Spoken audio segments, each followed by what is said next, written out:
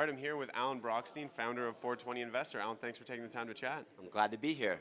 Why don't we start a little bit of an overview of the conference itself? So we're here at Benzinga. You've been involved, you said, since 2012. Yep. You know, what have you?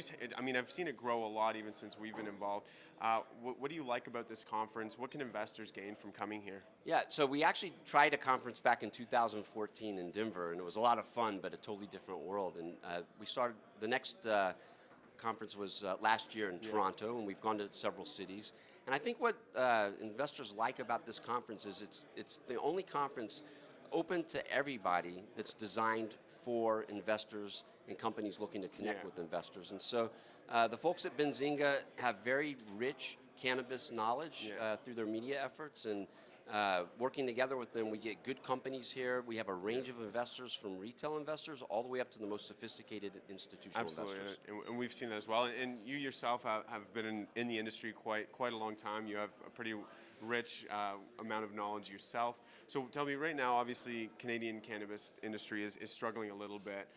What do you see? You know, how long are we going to be struggling for, in your opinion, and really, what's going to help turn things around? Yeah, I think it's been unfortunate that the distribution has been so limited in Canada, and that's really the primary issue. You know, there's some other issues too that I think will help, the new form factors, but when you only have 25 stores in Ontario, which is the largest province and way bigger than Colorado, like 3 times the size of Colorado, that has 500 dispensaries. There's a problem. And so Canada was very fortunate to legalize. A lot of things were done right, but you have to, there's 2 markets. There's the illicit market, and to win those people over, you have to have higher quality, lower price, and convenience, and you don't have any of that really. And to win over the consumers that have not been involved in cannabis, that might be coming back or experiencing it for the first time, you have to have those physical stores. For sure, it's absolutely. Been a I think you huge see problem. Alberta, they have a huge amount of supply, and they're not that big of a province relative to Ontario, but it's because they have so many stores, and I think that's the key right there. So I think we will see some improvement. Just to be fair to all of our listeners, that doesn't mean that the rising tide's going to lift all boats. There are a bunch of licenses now. There's 243, and if we come back and film this next week, there'll probably be 245. They're adding like 2 a week, and so you know, I think we're moving into a new world. I hear some really smart people say, if all you do is grow cannabis, you better look for something else to do. So yeah, that's true. And so I think recently, maybe it was last week, we saw maybe the first shot fired in the cannabis price wars with Hexo announcing their, I guess, budget supply. How do you see that affecting the industry? Do you think other players, how many others are going to come in, and is that going to be almost a negative drag on some of the top line revenues, et cetera? So given everybody's concerned about pricing and oversupply and all that, I can see why it's, you know, top of mind for people right now, but I don't really see it that way. And you know, when you think about CanTrust and what happened there with all that supply going away, the European markets are more expensive, and so some supply will shift there as well. And just in general, these companies have not done a good job of scaling up. And even Hexo, which just announced that big, you know, the black market bust, or whatever you want to call it. They haven't done such a great job of scaling up yet. So it'll be interesting to see. I took it as more of a gimmick, something to grab attention. No, absolutely.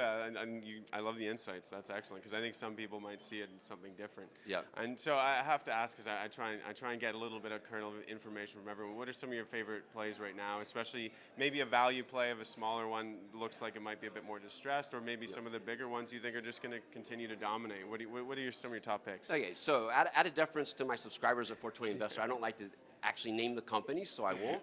But I'm happy to talk about the big picture. And so I think investors in the cannabis space in general have been way focused on cultivation, production, and sales, because that's what's there for the most part when you look at the publicly traded companies. So just sticking to those categories, I think the next big decision for people is, do you want to be in Canada or in the United States? And I've been wrong. For a long time, I've been saying the U.S. companies look more attractive, and everything's pretty much gone down together. Maybe recently slightly less down in the United States, but I think you can look a little bit deeper than that decision and look at some of the large companies in Canada and some of the small ones.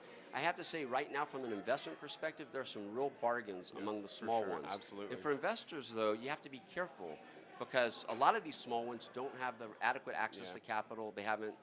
They don't have a great future, actually, and so they look cheap, but they're value traps. But I have found several companies One, I won't name the ticker, but $58 million in cash. Wow. They're not burning a lot. They have no debt, and it looks like they're doing some really neat things. So I think investors should. I think in the past they've been overly focused on the largest ones, and I'm not saying to totally avoid the largest ones, but open your eyes to some of the smaller ones. Just do so carefully. And then in the United States, I think we're seeing a real capital crunch develop across the industry. In the U.S., it's definitely as big a problem, if not bigger, than in Canada. And so it takes money. Like I'm going to just mention Harvest as an example. Yeah. Harvest was very, very highly regarded. Now there's some questions about can they actually build out. They have all these licenses in reserve, but it takes money to build them out. And it was unfortunate, but they tied themselves to this company, Torian Capital. Right. They announced a $225 million financing that just never happened. Yeah. And so the question is, now what? So I think in the United States, you don't even have to do a great effort. All you have to do is just quickly look at the balance sheet and cash flow statements. See if they have enough and to see fulfill what their plan. I put out a report for my subscribers called Gas in the Tank.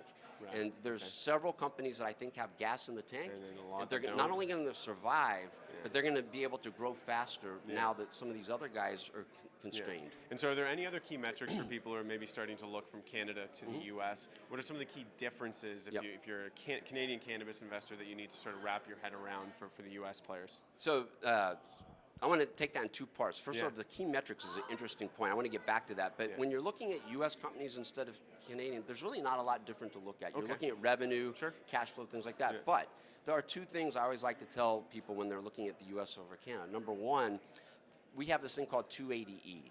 So if you're looking on an after-tax basis, these companies have to pay these extraordinary federal taxes. Hopefully that'll go away soon. It's not a permanent thing.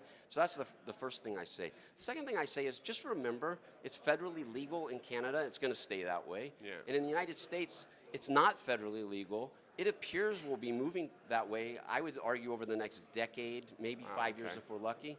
But we're likely not to I like the timeline. That's good. Yeah, but Jeff Sessions isn't coming back. Yeah. But when you're an investor, you shouldn't just assume that that's the case. No, absolutely not. I agree. Yeah. But on metrics, at the conference yesterday, there was an interesting question asked of a panel that I was moderating. What are the right metrics? And the people spit out your normal things: price to sales, PE, cash flow, whatever things. I've been focused on a metric that not that many people look at. I think it was one of the analysts actually used it. It's called price to tangible book.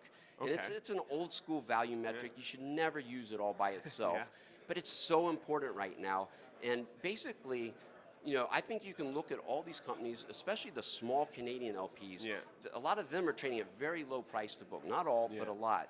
So then you go to that next step. Well, what's their cash flow look like? So it's not the stopping point, but I think it's a great starting point to take these companies, look at their price to tangible book. I'll throw one out there, MedMen. A lot of people think it's cheap. I like MedMen. I wish them the best, but they're on that ratio, they're very expensive, and they're burning cash. It's a terrible combination for this environment. Excellent. Well, thank you very much for the insight. Obviously, you packed a lot in there, and I appreciate the time. Thank you. I'm glad to be here. Thank you.